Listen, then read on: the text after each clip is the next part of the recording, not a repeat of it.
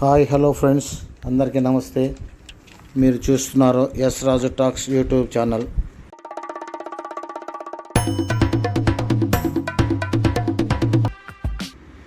ఇప్పుడు చూస్తున్నటువంటి ల్యాండు టోటల్గా 1000 acres ఈ సేల్స్కు ఉంది.